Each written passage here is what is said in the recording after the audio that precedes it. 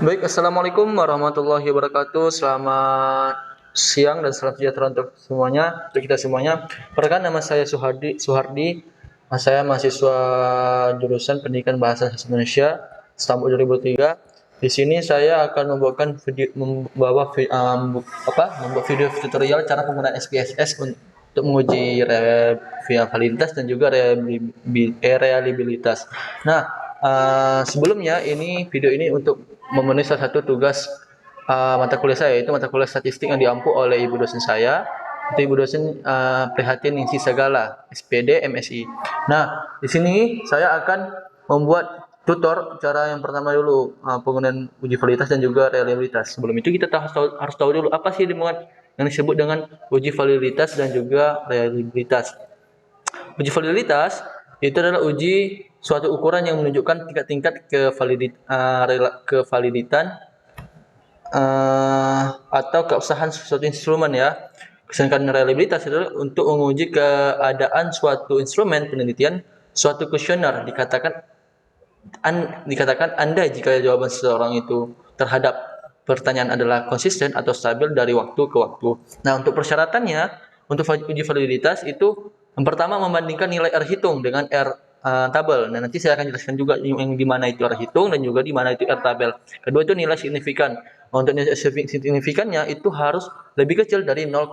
Nanti akan saya jelaskan juga. Dan terakhir untuk uji reliabilitas, harus diingat lagi ya, kalau udah sesuai, udah valid lah dari validitas yang dari rumusan pertama yang sama yang kedua. Kalau sudah pas, maka baru boleh untuk kita menguji reliabilitas. Tapi kalau tidak bisa kalau dari kedua tadi itu tidak valid, jadi harus diubah begitu. Kemudian untuk uji reliabilitas itu uh, di untuk syaratnya ada itu yaitu disebut dengan nilai Cronbach alpha, di mana nilai itu harus lebih besar daripada 0,6 begitu. Nah, langsung saja kita ke cara penggunaan aplikasi SPS-nya ya. Pertama kita harus buka dulu, harus ada dulu kita data kuesionernya. Di sini saya sudah ada data saya sebelumnya untuk meneriset, dan di sini datanya kuesionernya. Kemudian kita harus copy paste dan juga harus download dulu SPSS-nya ya, bebas. Mau yang versi berapa, ini yang saya pakai itu versi 2000 ya versi 25. Oke. Lanjut saja, pertama kita blok dulu semua data kuesionernya. Dari nilainya aja ya. Sini langsung kita blok, sampai ke total. Oke, kita blok ini ya, Ctrl C, sampah, dan kita pindahkan ke SPSS. Nah,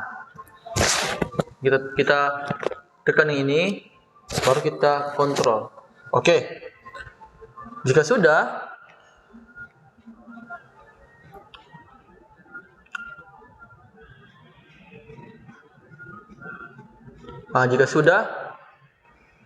maka kita pergi ke variable view.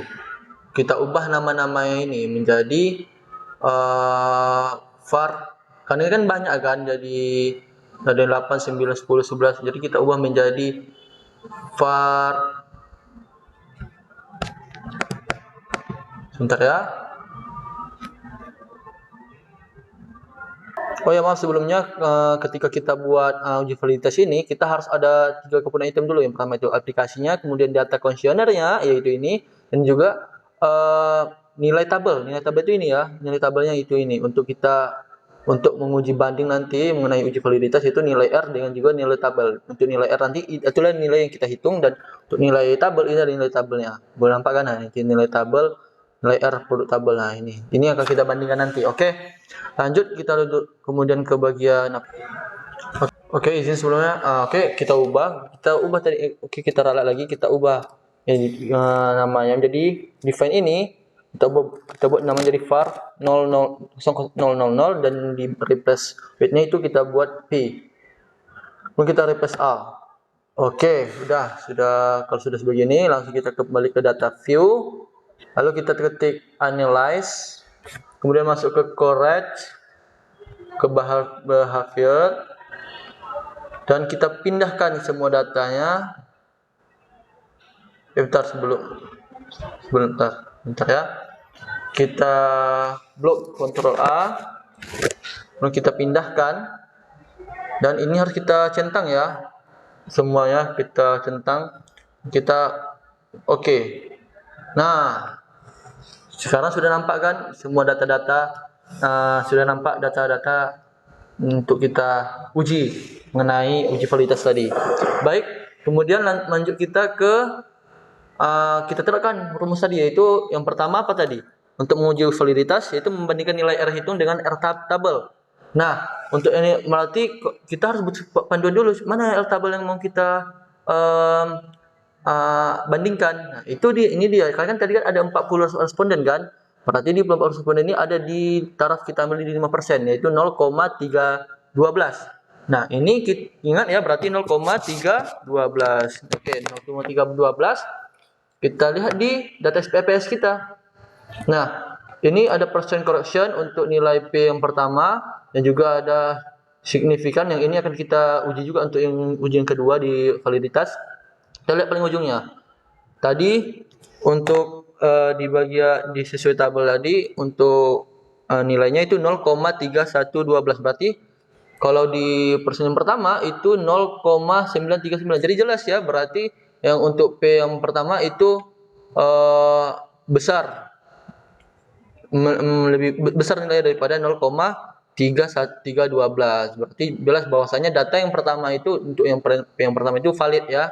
Kemudian untuk data data 0 yang kedua ini maaf sebelumnya ini yang saya harusnya yang betul ya, bahwasanya 0, untuk data yang pertama tadi di tabel kan itu kita lihat ya kembali bahwasanya itu 0,12 untuk taraf signifikannya.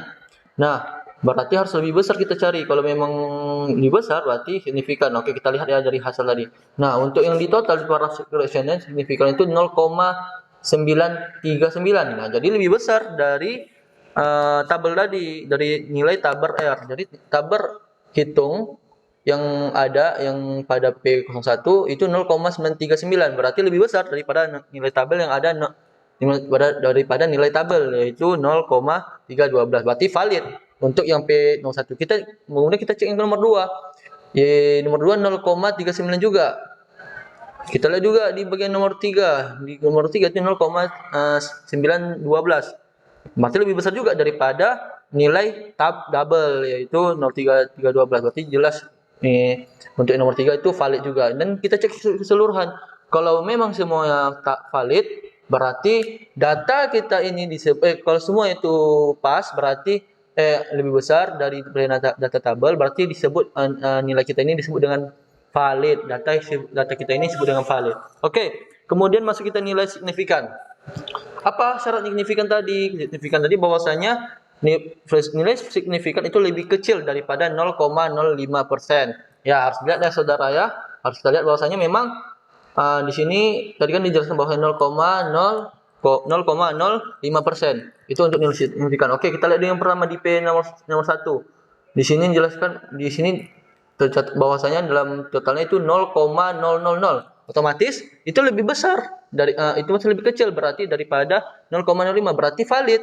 Nah, kemudian kita cek sampai ke bawah. Nah, jika hasilnya betul semuanya di bawah 0,5, di bawah 0,5, berarti data yang kita peroleh itu valid. Dan jika memang data yang kalian peroleh itu tidak pas atau tidak sesuai, maka hal yang pertama mungkin saudara lakukan itu adalah merubah rombak kembali kuesionernya dan sebarkan ulang, atau teman-teman semua atau saudara semua coba cek di YouTube lagi untuk belajar lagi. Kemudian, nah itu ya, karena jika keduanya tadi ini sudah pas, sudah betul dari yang pertama dan yang kedua, yang untuk uji validitas tadi yang pertama yaitu membandingkan nilai R hitung dengan R tabel itu sudah pas, dan kemudian untuk nilai signifikan itu sudah pas, berarti sudah valid kedua-duanya. Baru lanjut kita ke nilai Cronbach alpha. Oke. Oke, lanjut. Sekarang kita masuk ke bagian, sekarang kan sudah tadi kan sudah uji validitas dan juga uji validitas kan sudah valid. Berarti kita lanjut ke bagian reliabilitas. Nah, reliabilitas apa syaratnya? Yaitu nilai exclamation alpha itu lebih besar daripada 0,6. Nah, pertama-tama kita masuk ke bagian apa dulu? Analyze dulu. Baru masuk ke bagian scale, baru reliability analysis.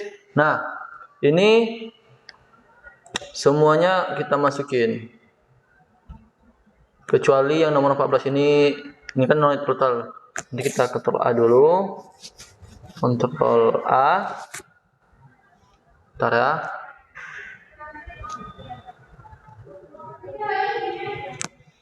Kontrol.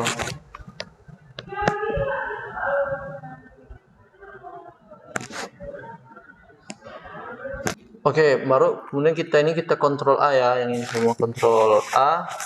Baru kita kontrol bagian kontrol, kita tahan yang bagian ini nggak usah. Nah, kemudian kita pin yang kenapa di bawah ini usah, ini ada nilai total, tadi saya lupa ubah. Ini kita ubah, ini yang bagian P balas ini nggak usah kan, itu yang bagian totalnya, total jadi tidak ikut. Ini kita pindahkan, itu aja. Dan kemudian kita harus disesuaikan ya, bahwasanya yang modelnya itu harus karena tadi ini kelas besar alpha, jadi kita buat jadi alpha ya. Nah, baru kita buat kita klik oke. Nah, untuk variabel alfanya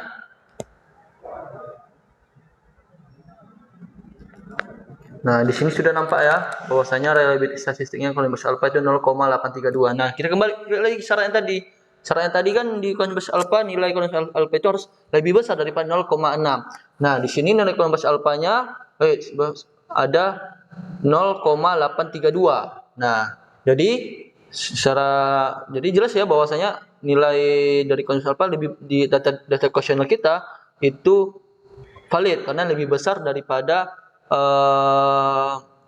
rumus daripada nilai seharusnya itu 0,6 begitu. Jadi jelas ya bahwasanya data kuesioner kita pakai ini adalah valid. Nah, begitu. Jadi demikian untuk tutorial pengguna SPSS mengenai uji validitas dan juga reliabilitas. Lebih dan kurang saya mohon maaf. Terima kasih Ibu atas kesempatannya pada saya. Saya ucapkan wassalamualaikum warahmatullahi wabarakatuh. Selamat siang.